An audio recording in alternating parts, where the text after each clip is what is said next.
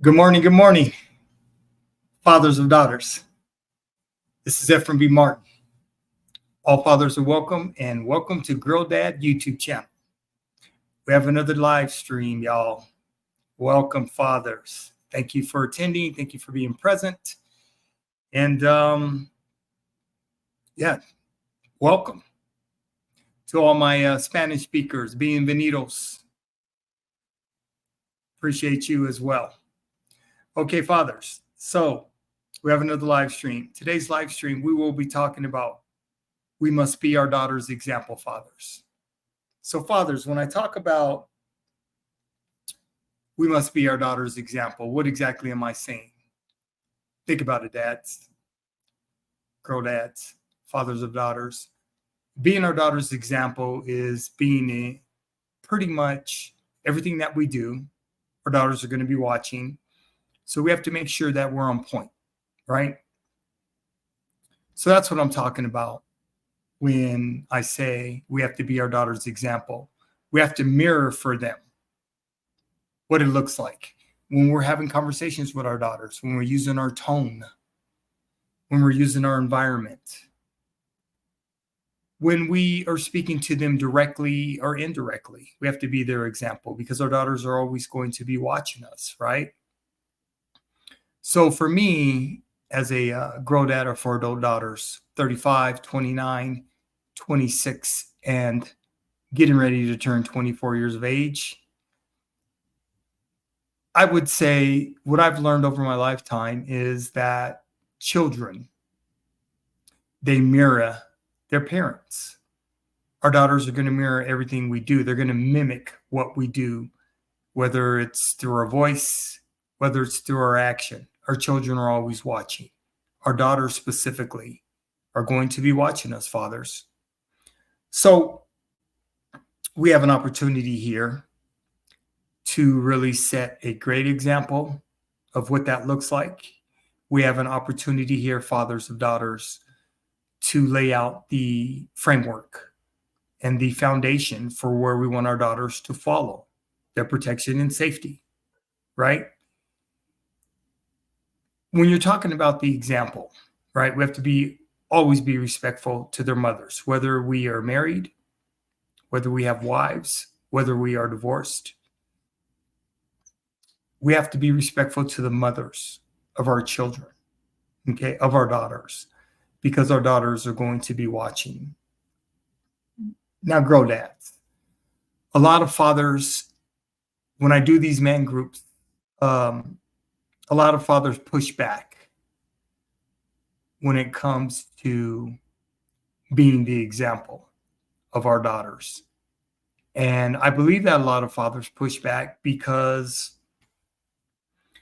a lot of fathers don't want to be held accountable. Okay, a lot of fathers don't want to take accountability. A lot of fathers don't want to mirror and provide that leadership for their baby girls, right?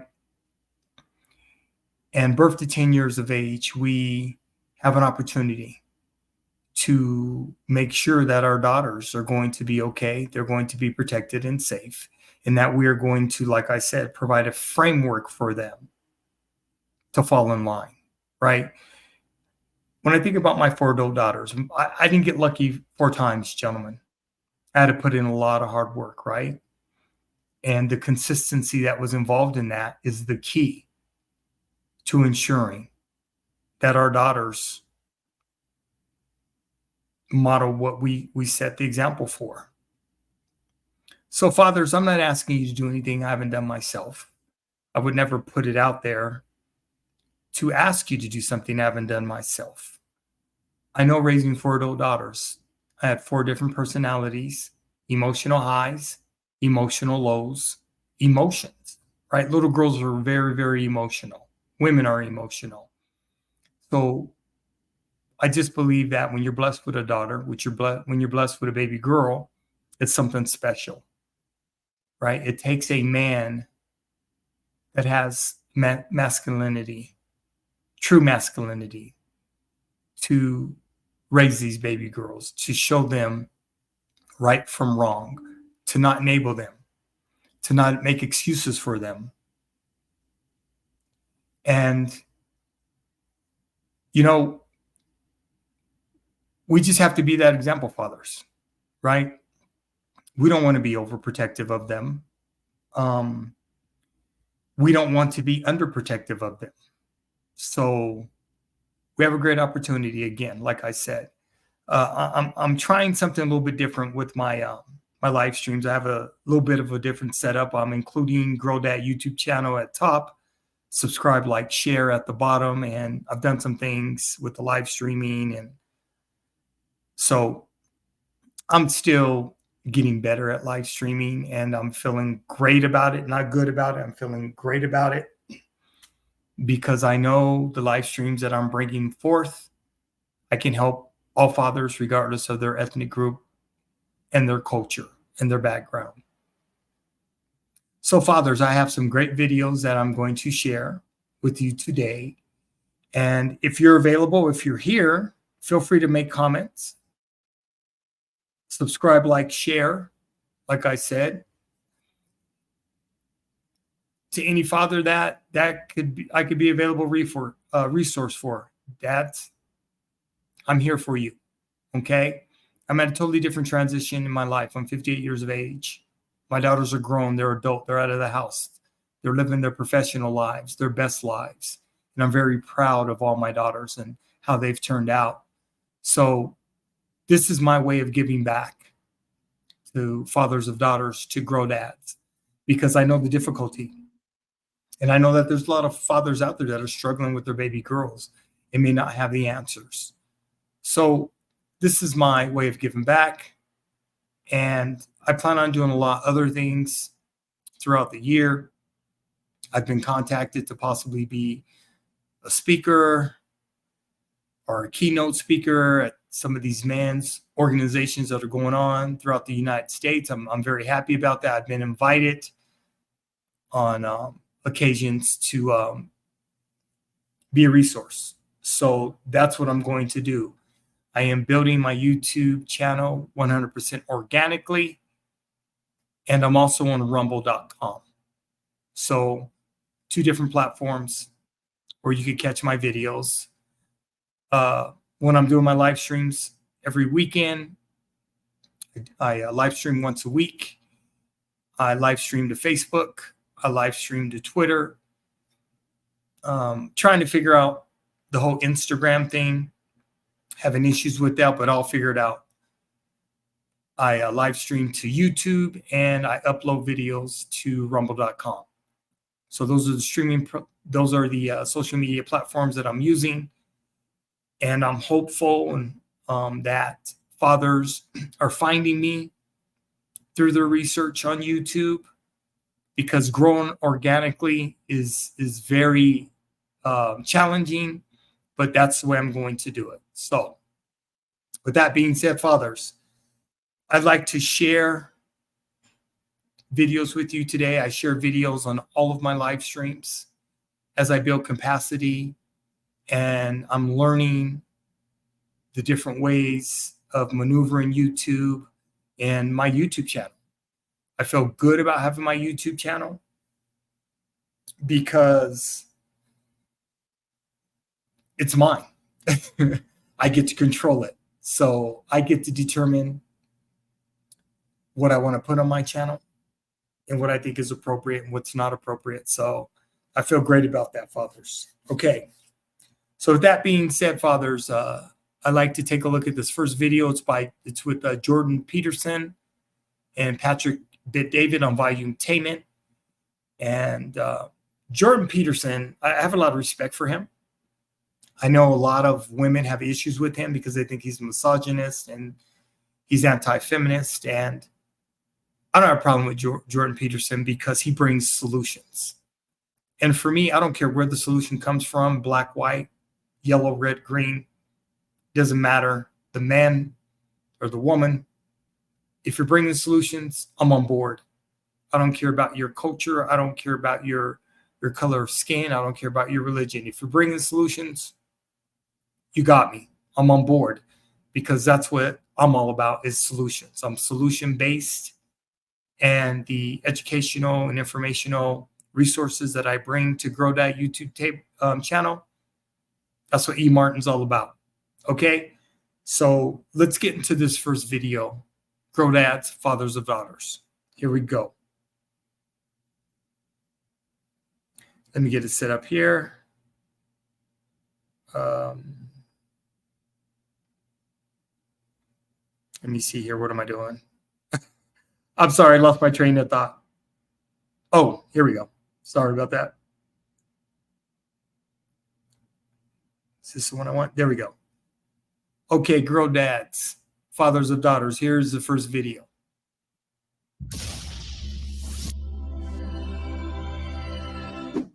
Most children now have older parents, right? Because people aren't having children until they're in their 30s. And there's a big difference between having a parent who's in his or her 30s and having a parent who's in his or her 20s. Yep. The 20-year-olds are still kind of like kids, and they're going to be more usefully neglectful, I would say. Well, look, one of the things we used to do with my daughter when she was very little was, she was about a year and a half, is we'd have her in a room alone, and she would usually complain about that for a few minutes, and then she'd find a way to amuse herself. She liked to take books out of shelves and put them back in, and like if you let her get through that initial bit of misery, then she would learn how to regulate herself, and she got very good at that. And so that's a good example of minor privation having a positive influence. But children used to have multiple siblings, and siblings toughen you up because there's tremendous competition in families among siblings, and they had younger parents who had fewer resources. And now parents are older, first of all, and second, they're more resource rich, and so they're more likely to schedule their children to death in some sense to provide them with all the opportunities that they feel would be useful. And that's understandable. And plus, because they have fewer children, each child is in some sense more precious. Not like if you have 10 children, you don't love all of them, but there's 10 of them. There's only so much excess attention that can go around, and they do a lot of socializing each other rather than being socialized by parents. But if you only have one child, you're going to devote all your resources to providing them with absolutely everything you can provide them with. And one of the dangers of that is that you'll overprotect them and you'll provide them with too much. And we don't understand those dynamics, right? We don't understand how much you should stay hands off your kids and let them go out there and make their own mistakes and find their own way. And that's tricky, and we're ignorant about it. And so I think one of the consequences of that is that we do have a reasonable percentage of young people, maybe young adolescents, the kind that you hear about at university, who have been overprotected and overscheduled and under challenged in some sense. And so they're not very resilient. And then, of course, what's happening in the universities, the safe spaces and the trigger warnings and all of that. Yeah. And there's good recent research on this. Trigger warnings clearly make things worse rather than better. We extend that overprotection far longer than is helpful.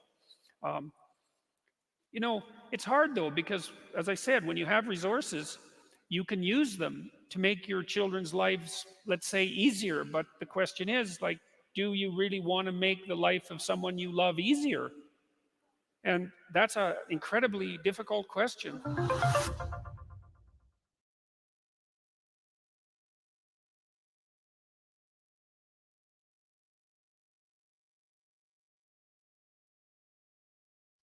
Okay, fathers,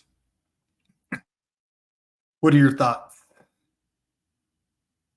That was an excellent video with Jordan Peterson and Patrick Bet-David. One of the things I really appreciate about that video is when I talk about we must be our daughter's example, is we have to allow our daughters to figure things out, fathers, instead of most fathers, we're not used to having daughters. And we have to let them figure out things, but we have to lead them by example, right? And part of figuring out is allowing them to get um, hurt. And what I mean by that is part of figuring things out. They're going to get hurt, right? Emotionally, they're going to get hurt, and physically, they're going to get hurt. And what I mean by that, playing sports or um, things of that nature. Okay, more sports related than anything else. So we don't always want to save our children from everything, because when you become an overprotected parent, specifically if you only have one child, I'm glad I had more than one child. I'm glad I have 4 girls, because you have to spread out your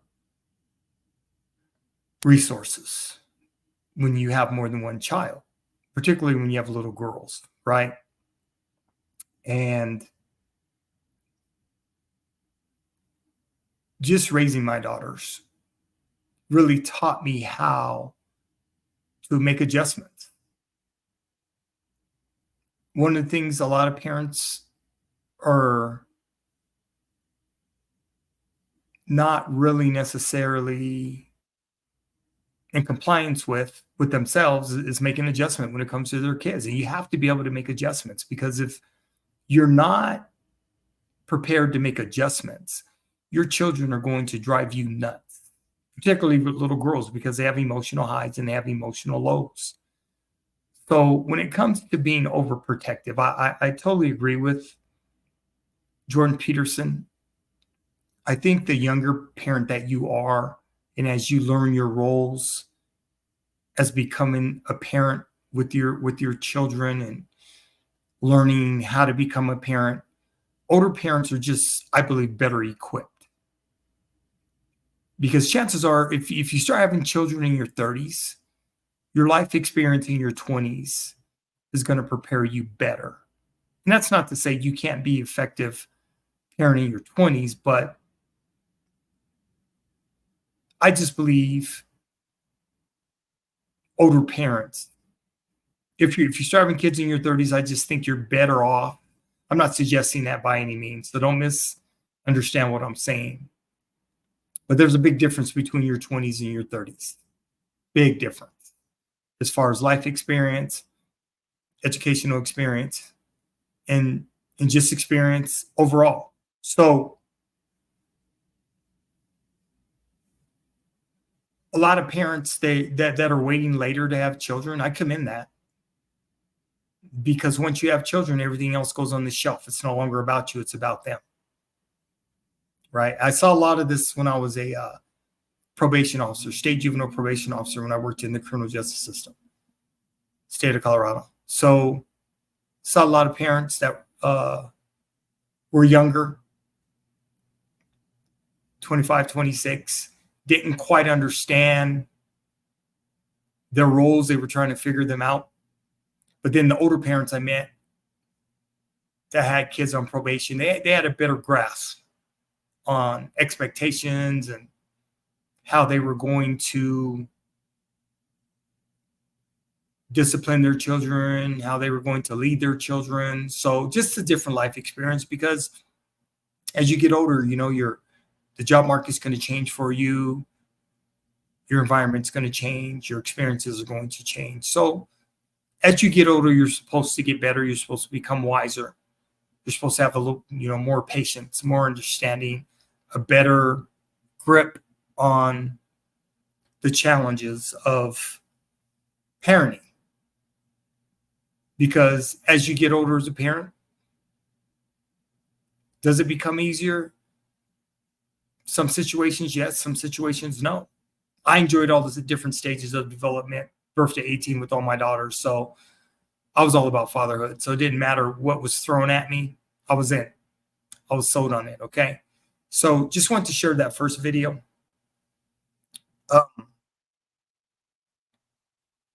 And like I said, I think that a lot of times as parents, we want to save our children from everything. And we just got to be careful and mindful of that. Because what ends up happening to a lot of parents that are overprotective, they become enablers of their children. And when you're an enabling parent, you become detrimental to your child. I saw that a lot in the criminal justice system, and I saw that when I worked in K-12 education as a teacher and dean of students. So, we want to provide protection and safety, fathers. Of course we do, but we also want to make sure that we're clear on the example that we're setting for our children, because an enabling parent, it is detrimental. I've seen it too much in my life. And a lot of the outcomes from enabling parents totally disables their children as they become older and they become young adults. Particularly, when we're dealing with Gen Z is a different generation. They're totally different from millennials. And I have 2 millennial children and I have 2 Gen Z daughters. And my Gen Z daughters are amazing women. And just the conversations we have, it's just, they're different than Gen Z or millennials. And Gen Z just has a lot of different issues and a lot of different challenges. And they look at things totally different from Gen X, my generation, which is fine. But we just want to make sure we do not enable our children, because that will backfire. Okay? All right, let's get ready for video number 2, fathers.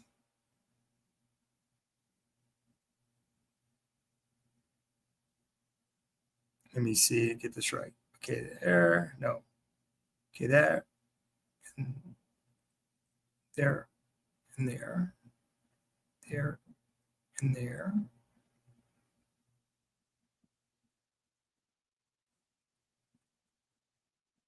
Okay. Gotcha. There we go. Okay, fathers. Video number 2. So many of us, myself included, keep it real, have spent too much time this past year in the digital space, whether it's Zoom calls for school or work or to catch up with loved ones, or maybe even binging on our favorite shows during lockdowns. We're all watching screens a lot more. But what is all of this screen time doing to our brains? And could the impacts be long lasting, especially for kids? ABC's Rena Roy reports. These days, screen time seems to be all the time. Nonstop stimulation in an infinite virtual playground. What's up? Hey, how you doing, man? Everything has been kind of transformed to this 2D world. Our brains on screens, it's an addiction. The most susceptible among us, kids. 11-year-old Ayan Mukherjee got his first computer when he began remote learning last spring. Let's just start from the beginning. Let's go back to April 2020 when virtual learning began. You got your very first laptop. What was that like? I mean, it was very exciting because I usually had to share devices with people in my family. But he says in just a matter of days, things were getting out of hand. I started with a couple of videos, then I started watching more and more. I watched every free moment I had, and day and night. And it turns out our brains are wired to keep watching. Binging activates the reward center found in the midbrain, where dopamine is released and sent to our nucleus accumbens in the basal ganglia. It taps into the more survival and pleasure-based centers of the brain, driving us to watch that next episode or just one more video from a creator we love on YouTube. The prefrontal cortex of the brain, more recently evolved in humans, is more rational and works to weigh the consequences of certain decisions like binging. It might step in to tell the brain that you need sleep, so you should probably turn that video off. It's a constant battle between immediate pleasure and self-control, making us pretty exhausted.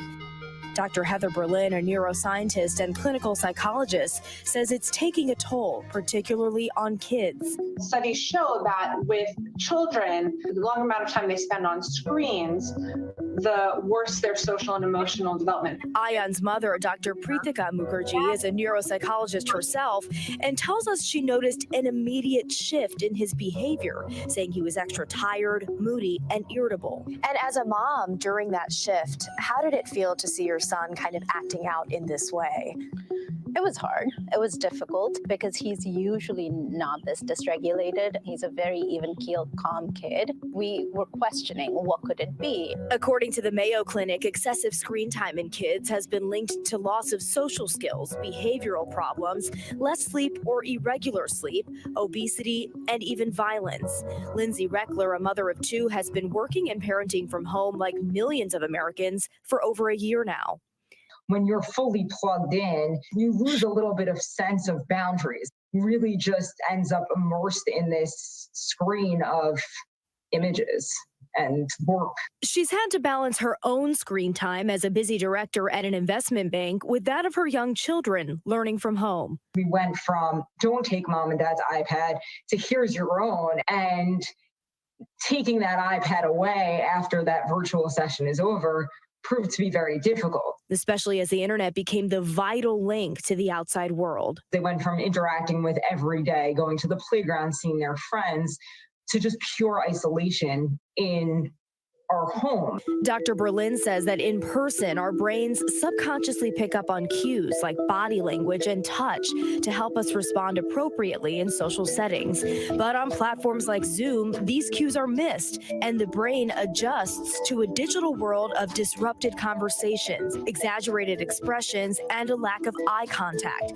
This is not how we were evolved to communicate, causing what's now being dubbed Zoom fatigue.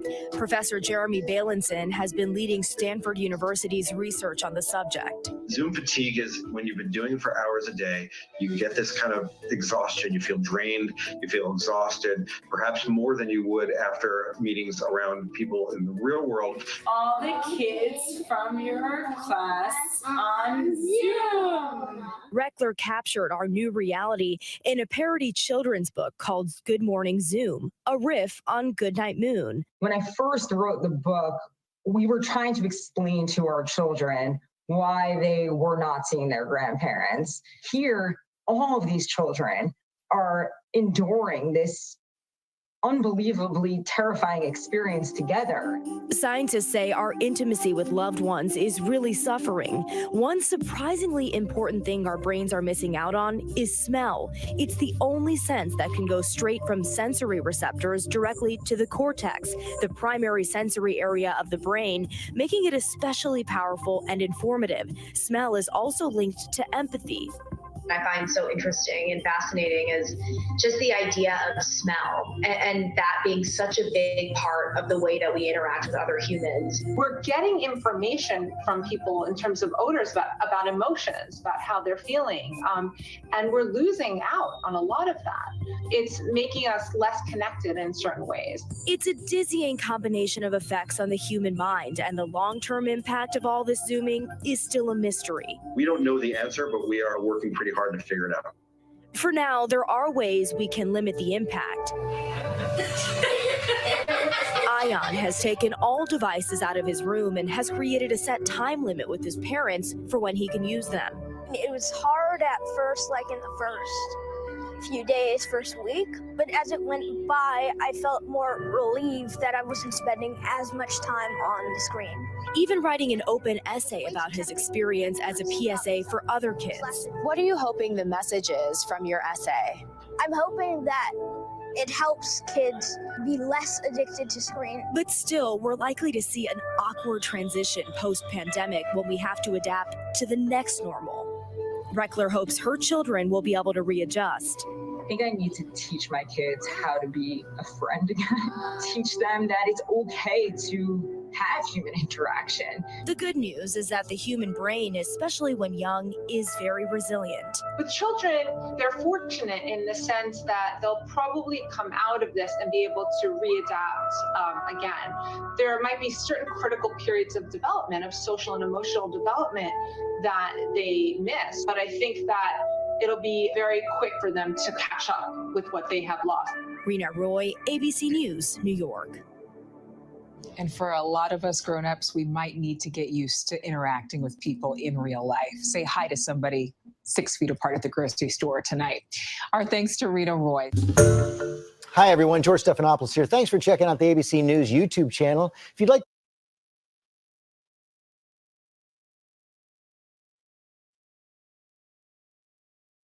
Okay, fathers, what are your thoughts on that video?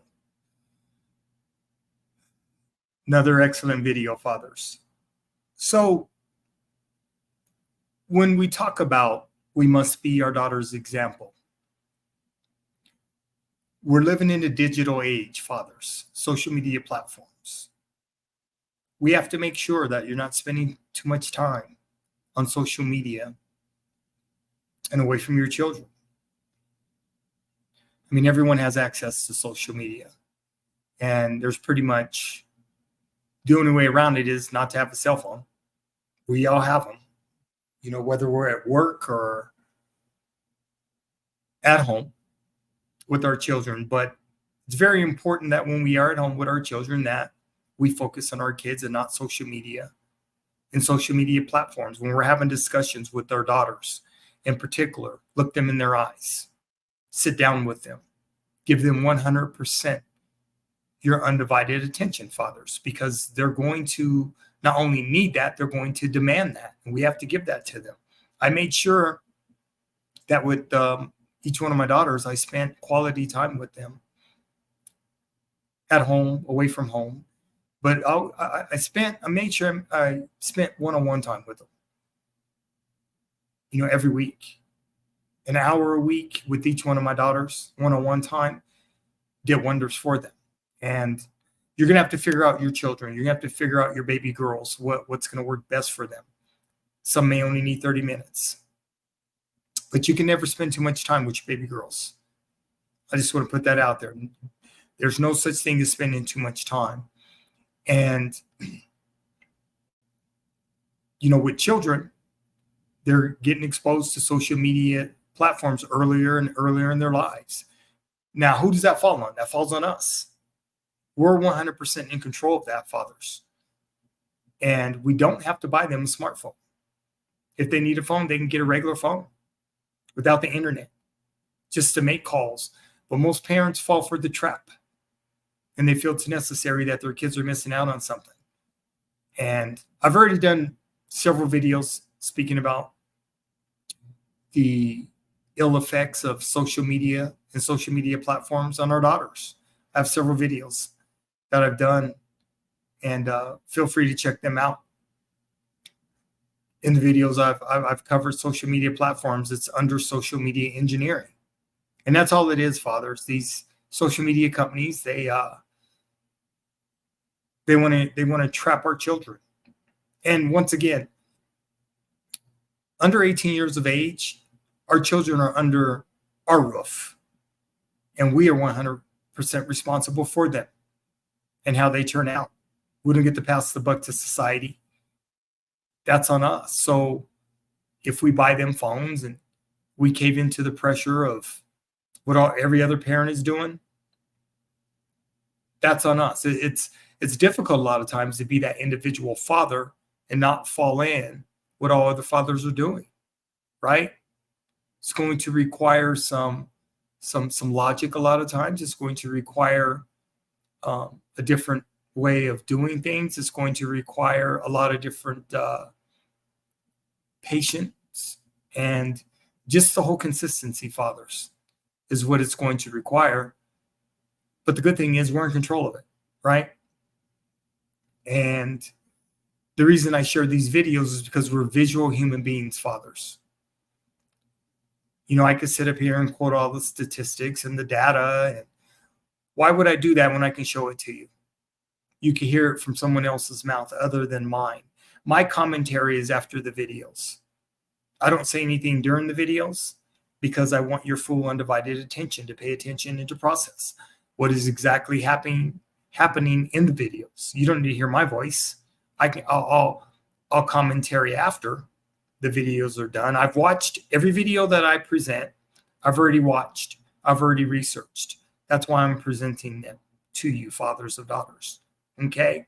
Because I feel they are the best way to get your attention and to help inform you, to help you make better informed decisions regarding your baby girls. So that's the whole purpose of the education behind it. That's the whole purpose of the information behind it. And they're all resources, fathers. Okay? So when it comes to social media, we as adults, we have to be careful. I never spent a lot of time on social media when my girls were little because it wasn't as big as it is today. So there were things I had to do from work and, that sort of thing at home sometimes, but my daughters have my full undivided attention. And that's the way that I made it. I made sure of that. Okay.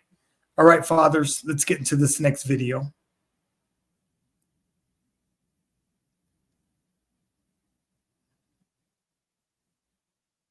Fathers of daughters, I'm really hoping you're enjoying these live streams. I look forward to doing them every week because I know there's a lot of fathers out there that need answers on a lot of different things. This is my 37th live stream. So I have 37 live streams, fathers, and look at them. Look at the titles of them, and you can see exactly I've provided information for you 37 different ways. Okay?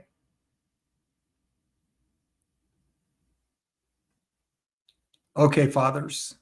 Here is the next video.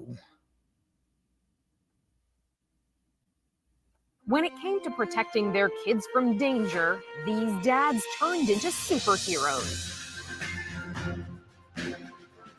As I look to the right, I see this car coming at a high rate of speed. This dad saved his daughter from an oncoming car.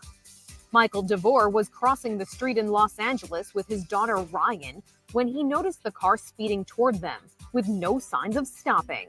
He was able to push Ryan out of the vehicle's path, but he wasn't so lucky, getting hit himself. That was my main objective, was to get her out of the way.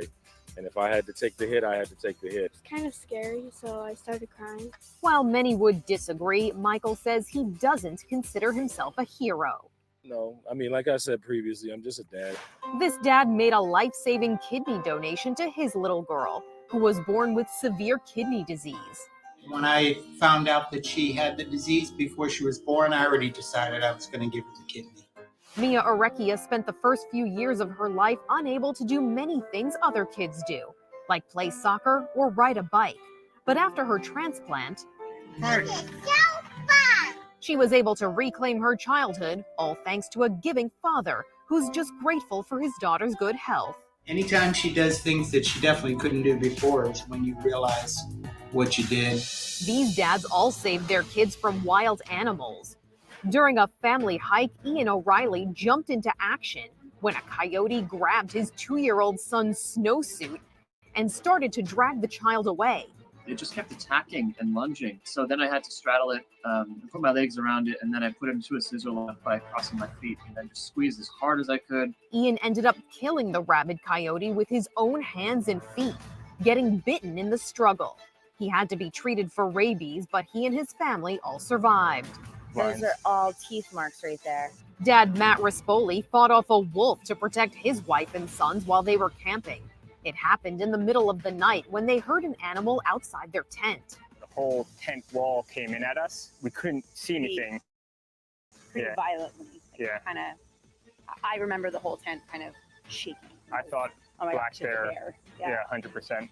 So I yelled, "Get back!" I tried to just hit and basically push back. I don't know if I hit it or if I pushed back, but either way, when my hand hit the tent, something snapped down on my hand. Matt says when he realized it was a wolf, he fought as hard as he could to get it to run off, while his wife protected the children. It bit down, basically grabbing my entire arm. I tried punching it twice with my left hand, and I was trying to hit it closer to the neck. It felt completely useless. He pulled me right through the opening that it made in the tent wall. I grabbed his ankle or his calf, and I didn't felt feel him it. get pulled, and I was just holding on for dear life.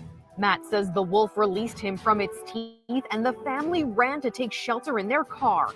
They called the incident a nightmare, but one they survived thanks to this brave dad. He's always been my hero, but more now than ever, for sure. Another dad's quick thinking saved his child from the grip of a mountain lion when he threw a backpack at the animal. And it actually worked.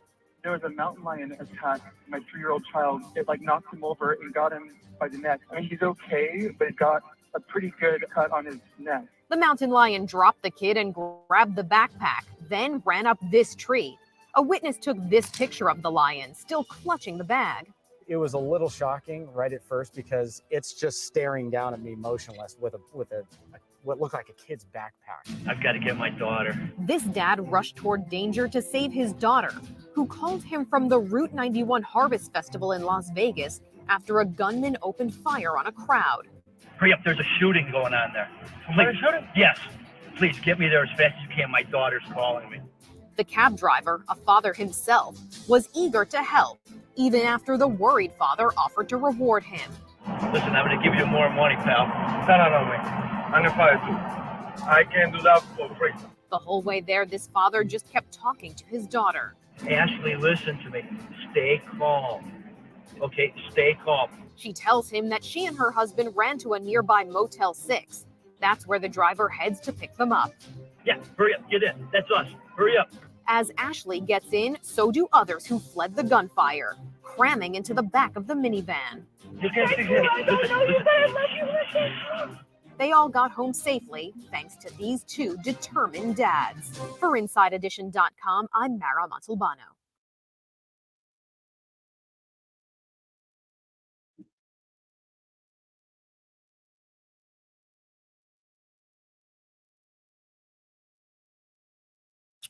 Okay, fathers. Another great video. Another great video. And I really, when I was researching and I came across that particular video, I was like, you know what? I have to include that because you're talking about an example for your children. Those fathers there, outstanding. That's what I'm talking about. We must be our daughter's example, right? When you are the father of a baby girl, there's just things we got to do. We got to put our lives on the line. That's what it is. Any child, when you decide to have children, you got to be prepared to put your life on the line for them. That's why you had them. That's why you had them. So it was a good video for me to share with you so you could see some of the amazing things that some of these fathers have had to do. They had to put their lives on the line, particularly with some of these animals. And, you know, when the father was got the phone call from his daughter of a shooter in Las Vegas. I remember that. I do remember that when that happened a couple years ago. That was crazy. You know, he got in a cab and was in Las Vegas. So I commend those dads, and videos like that I will always share with fathers of daughters, because we need to understand there are amazing fathers in this world that are doing amazing things with their children. And I want to glorify that because it's needed and it's necessary. We don't see a lot of times on YouTube channels, and particularly fathers being talked about and validated. Fathers need to be validated as well. You know, we go to work every day, we grind. We're trying to become better for our families, for our children.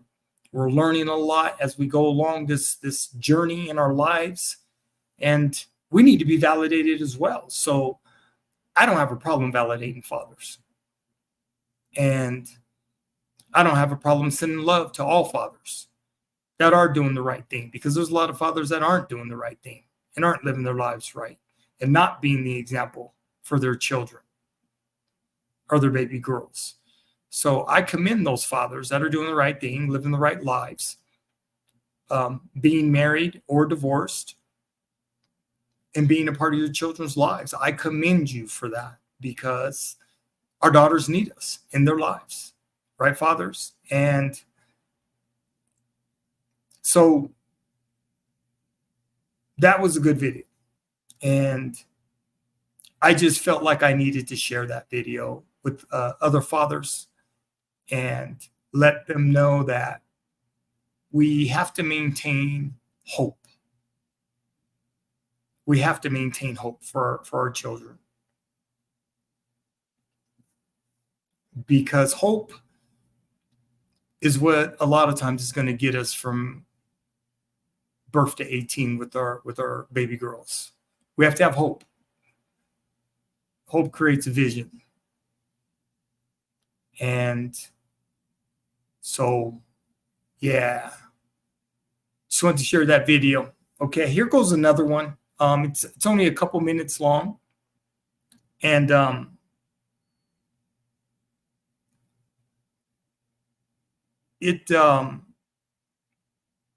I believe at some point in the rearing of your daughters, as a father of daughters, at some point, Scary moments played out at we're probably more than likely going to face a situation like this or similar to this. Okay, fathers? So I just want to share this minute. Like I said, it's just it's under 3 minutes long, but just check it out, pay attention, and tell me what your thoughts are after I share it with you.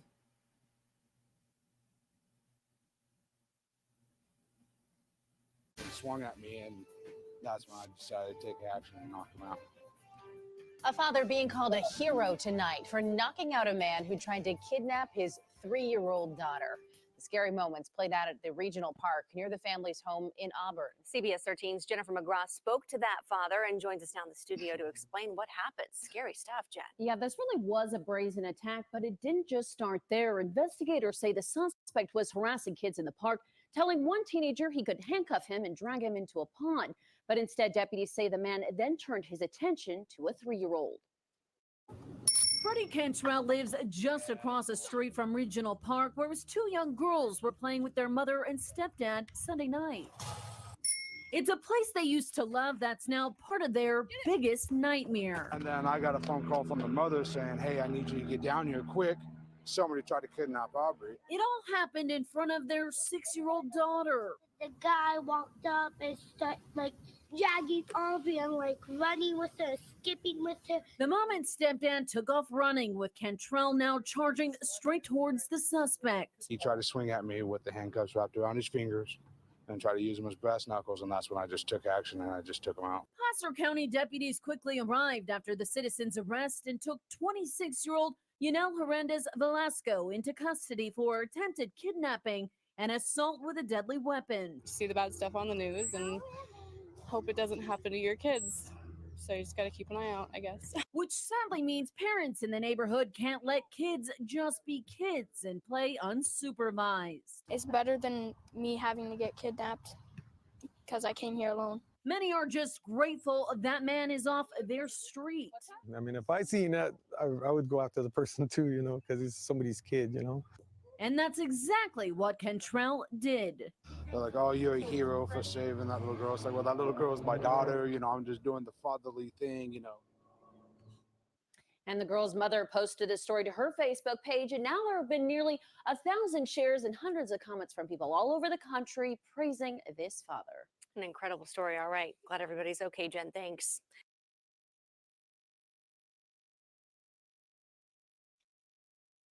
Okay, fathers. That is a father's and parents' worst nightmare, having someone trying to kidnap your child or bring harm to your child, right? And I could tell you, I was fortunate enough, I never had to deal with any situations like that with any of my girls, by the grace of God, and his blessings only, by the grace of God. So some parents are going to be faced with this. And, once again, when you're not around your children, they're subject to the world. And we can only hope, and this is why I talked about hope earlier, we can only hope that there are other adults that are out there that are going to come and defend for our children, which they did. And most adults will. It's just it's our nature, because even if we're not parents, it's our nature to protect children. We know that most children cannot protect themselves. So yeah, that was a good video, and just wanted to share that with you, fathers, and just provide a different perspective and things like that. So I have a couple more videos, and then we'll finish up this live stream. And these last two videos, when I was doing my research, I felt I needed to bring them as a resource for fathers. And more than anything else, the educational component of these videos, I believe, as far as information and as far as being a resource, is critical. And I will do my best on all of my live streams when I'm presenting to fathers of daughters, girl dads, giving you all the up-to-date information as I can through studies, research, and I'm all about solutions. So anything that I believe is going to help a father stay informed, become better through parenting as a girl dad, father of daughters, I'm going to share with you through my live streams, fathers, okay? So here's the next video. We have two videos, and then we'll wrap up this live stream.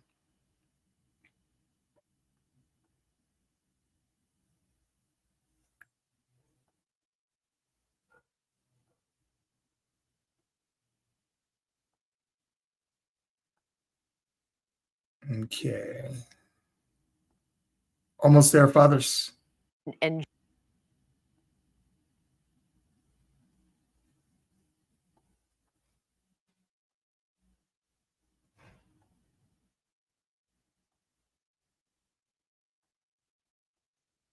Okay, fathers, here is the next video.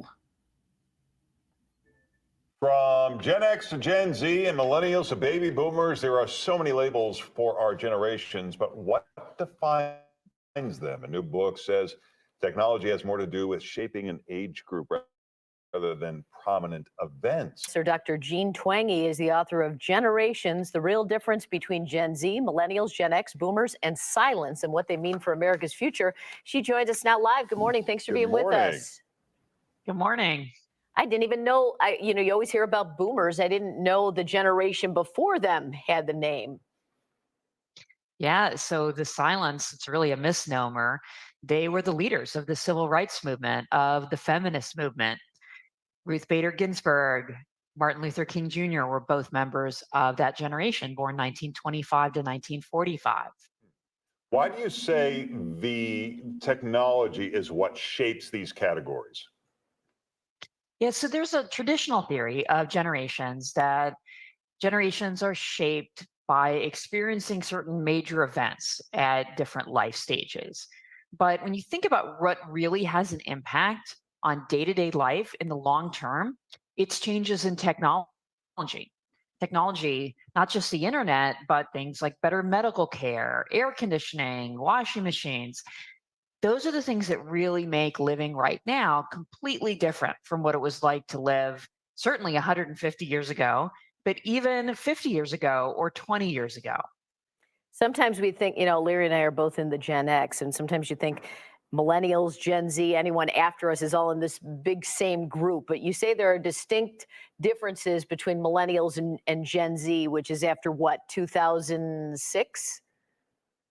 Yeah, so millennials are those born roughly 1980 to 1994, and Gen Z, or iGen, I sometimes call them, born 1995 to 2012. And those are two very different generations. So millennials grew up very optimistic, very self-confident, and Gen Z, not as much. So Gen Z was the first generation to spend their entire adolescence in the age of the smartphone. And that's had ripple effects across many areas of their lives. So they've spent a lot more time online and they've spent a lot less time with their friends in person. So Yeah. especially as teenagers, that's what teens used to Yeah. do. And Gen Z just doesn't do that as much anymore. And that might be one of the reasons why they're much more likely to be depressed. Yeah, it's interesting to see the relationship between technology and what they're experiencing. So talk about Gen Xers. You say they grew up quickly, but they grew slow as adults. Why did that happen, and what do you mean by that?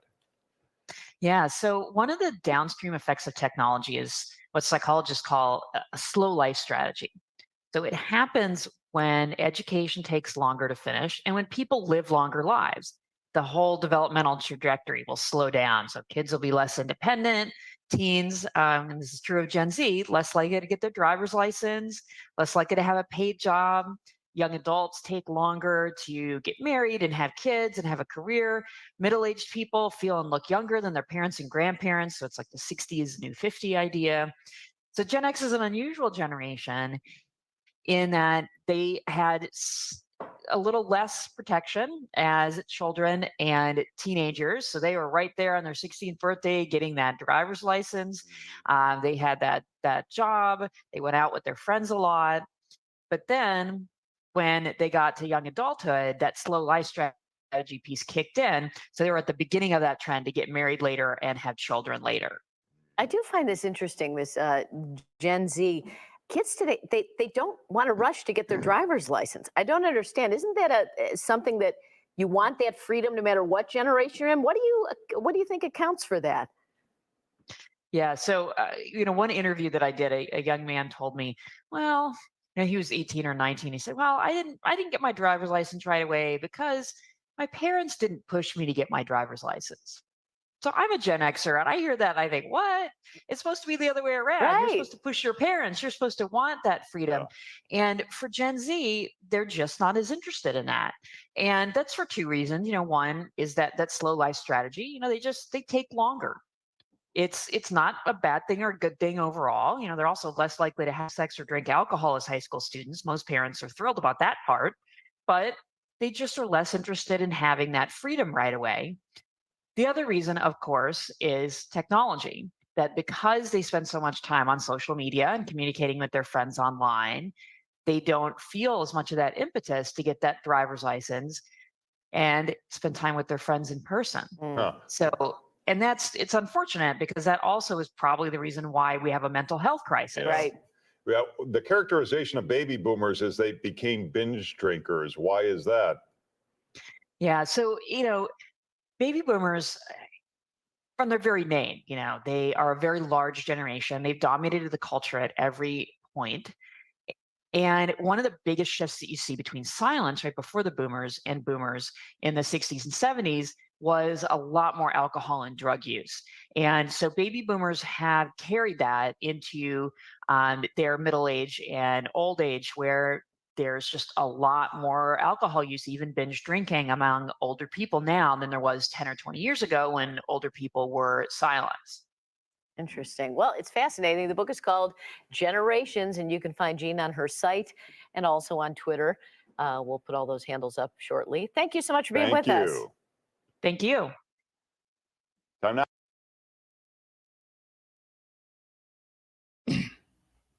Okay, fathers. I really needed to share that video, Dr. Jean. I have one more video left with Dr. Jean as well. She was on another news show. But I'm going to read her book. I'm going to get her book and read it because I find it fascinating. I'm just very fascinated with the different generations and as to why. I'm Gen X, so we had to raise ourselves. we had to raise ourselves. We had to get up with no alarm clocks and with no reminders. Our parents meant what they said and said what they meant. That's what it was. I don't think that's a bad thing. I think Gen X, we turned out all right. And like I said, I got 2 millennials and 2 Gen Z, and all my girls were excited about getting their driver's license. That wasn't a push. They were just like, boom, when can we and when? And I felt great because I got to actually, with my daughters, spend the time with them as far as driving, and tried to teach all my daughters how to drive a stick shift, but they just weren't interested. I grew up on a stick shift, right? Everything was a 4-speed or 5-speed from Gen X. And when you drive a stick shift, you can drive anything. I'm cool in automatics. I mean, but I prefer stick shift. That's just a Gen X thing. We all grew up on stick shifts. That's how we had to learn how to drive our vehicles. But it's the generations are interesting. They're very, very interesting, and we each bring a different part of the pie. And like I said, now that my daughters are all adult women, it's just cool to fall back and just watch how they're moving. I'm loving it. They're amazing women. My daughter's so proud of all of them. They're doing their thing professionally and just living their best lives. So fathers, being the example of our daughters throughout the birth to 18 stage, I mean, hey, this is what it is. And we just have to be aware and be consistent with being that example for them. And millennials are going to do things different than Gen X, and Gen Z, they're going to be doing different as far as parenting than millennials and Gen X.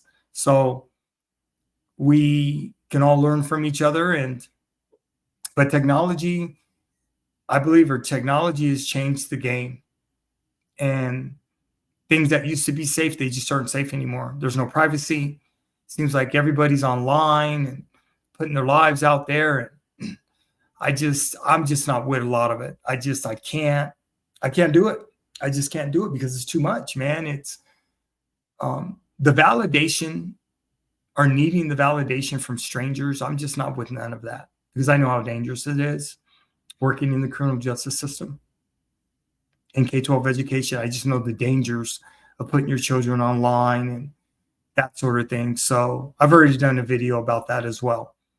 But I'm going to get this book with Dr. Jean and definitely read it several times. And just interested in her perspective and her research on what she came up with. Okay. One more video, fathers, and we're going to wrap up this live stream. Thank you for your time, though. So let's get it together here.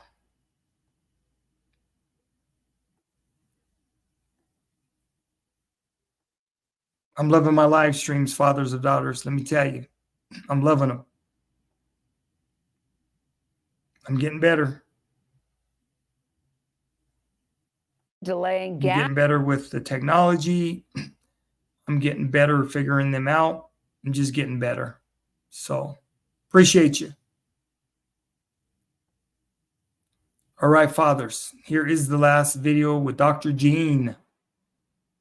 A new book details the dramatic effects that digital devices can have on today's tech-savvy kids. It's called iGen, Why Today's Super Connected Kids Are Growing Up Less Rebellious, More Tolerant, Less Happy, and Completely Unprepared for Adulthood, and what that means for the rest of us. Oh boy, lots of work. Author and psychologist Jean Twenge coined the term iGen for kids who were born between 1995 and 2012. This is the first generation to spend their entire childhoods with smartphones and social media. Twenge reveals they are getting less sleep, postponing sex, and even delaying getting a driver's license.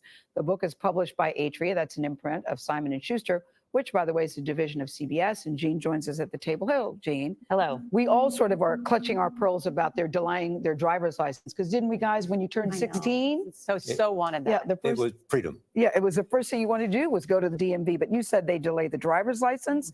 They don't get a summer job. They're delaying sex. They're hanging out with their parents. What is happening with this group? Yeah, so it's so common for people to say, oh, kids are growing up so quickly these days. You say growing slowly. But they're growing up more slowly. So with teens, so 18-year-olds now look like 15-year-olds used to in terms of the things you mentioned, like getting a job and driving. Do they act like 15-year-olds, 18-year-olds? Well, in some ways they do. They just haven't had as much independent experience.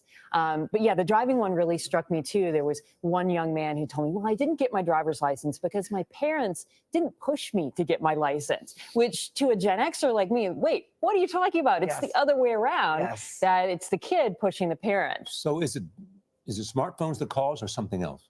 So with this trend of growing up slowly, there's a bunch of causes going on. It's a really broad cultural trend with drinking alcohol less and not getting a job and not dating as much, not having sex during high school. Its overall development has just slowed down, that teens are just taking longer. Why? So the why question is always a little hard to answer with this, but it's probably at least partially because people have smaller families. They expect their kids to go to college. They nurture them more carefully. And then these trends started to accelerate with the smartphone, because a lot of them have to do with getting out of the house. And when you're talking to your friends all the time, when the party's on Snapchat, you don't have to drive as much or go out without your parents as much. I thought this was fascinating. You write of the iGen's mental health, quote, there's not a single exception. All screen activities are linked to less happiness, and all non-screen activities are linked to more happiness. That's the research? Yeah. So if you look at these big national surveys of teens that ask them what they do with their time. So things like homework, sports, reading, getting together with their friends, all of those non-screen things, they're all correlated with greater happiness. And you think about anything that's done with a screen, texting, social media, TV, online, computer games, all of those are correlated with lower happiness. You talk to so many iGens all around the country. And one of the reasons you say it's important to do that is to talk to this group at the same age, so you get it from them rather than older people comparing what they're going through. Right. What was your overall takeaway when you talk to the different groups and compare them to the millennials? Yeah, so I drew from survey data on 11 million young people that's been collected since the 60s and 70s, then about 200 in-depth surveys, and then about 25 who are interviewed in depth. And really, I think the smartphone's one of the keys in explaining why they are so different from millennials. So, for example, that their mental health has really trended downward starting around 2012. Should they have smartphones? Well, that's the question, right? So if you look at that link between smartphones and unhappiness or suicide risk factors or depression, what they suggest is, does it really harm to spend, say, up to an hour or even an hour and a half a day with a screen, but 2 hours and beyond, that's when you start to see the link to these mental health issues. That's interesting. Yeah. Thank you so much. Yeah. How did one quick question? How did you change your own behavior with your kids? Yeah. So the day I analyzed that data, looking at screen time and unhappiness and depression, I took my kids' tablets and put them in a drawer. So there's a lot of flip phones at your house. They don't like you, G. They didn't seem to mind. I was kind of shocked. Yeah. Really, this is really important. Thank you so much. Thank you very much. Jean Twangy. The name of the book, rather, iGen. It goes on sale next Tuesday. That's August 22nd, wherever you like to buy your books.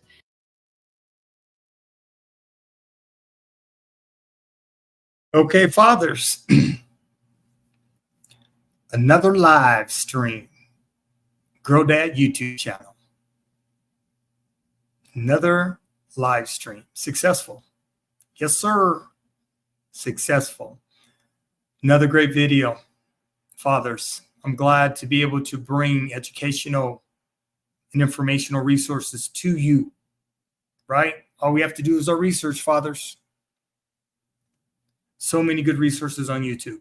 I'm an available resource for all fathers, regardless of your ethnic group and or culture or background. Our commonality is fatherhood. We're men. That's our commonality. So, yeah, another live stream. Thank you for being present. For those fathers that are out there that are watching me, being able to watch me live, I appreciate you. And